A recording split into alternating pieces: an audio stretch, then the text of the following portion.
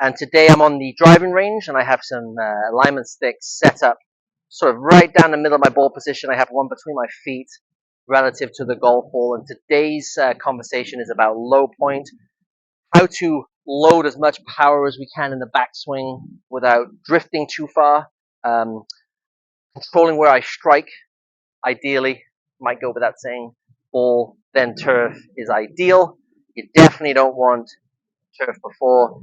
You definitely don't want no turf, and you really don't want to be hitting the top of the ball exclusively. Okay, so controlling our low point is important. For those of you who don't know, the low point, if I was to draw a circle in my golf swing, the low point is where the golf club ultimately lands in its journey, the lowest point of that circle.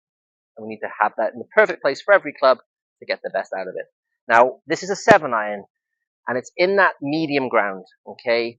It's obviously driver is going to require us, other videos will demonstrate this, to have a bit more tilt away from the ball, eyes a bit further behind this line, and keep it there so my low point can be early and I can hit up, sweep the ball off the tee. Conversely, with a sand wedge or something in that category, ball right in the middle, and I'm going to stay right on top of it as I kind of hit more downwards, ball then turf here. I have a lot more loft to play with, so a different requirement for compression. 7-iron is kind of right in the middle. We need to compress it. We don't want to suffocate it, and we certainly don't want to try to lift it. So there's an ideal way to do that. So I want to talk about how I like to load the backswing first. Now, once I get my ball position set up, so my routine, for those who've seen previous videos, is club, hands, eyes, and then feet. This is where I place my ball position.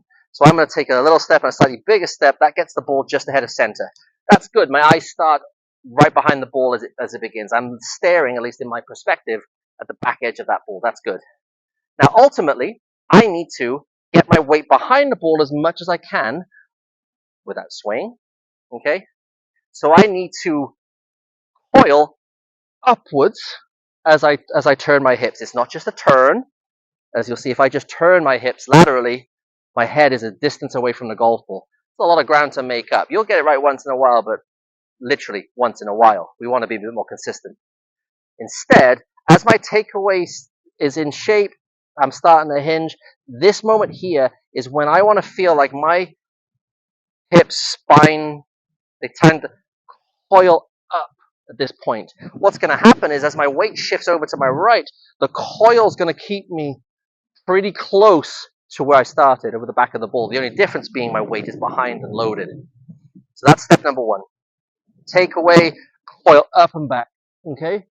Once I'm here, there is a secret move. Well, hopefully, a poorly kept secret, because I'm going to tell you today, as many professionals have told you in the past. We need to recenter.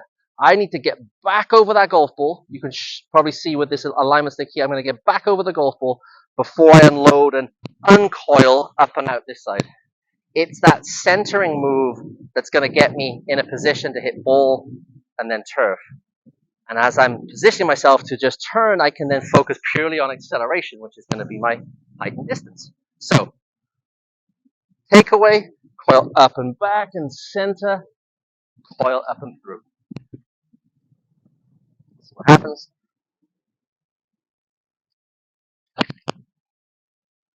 Okay, very happy with that.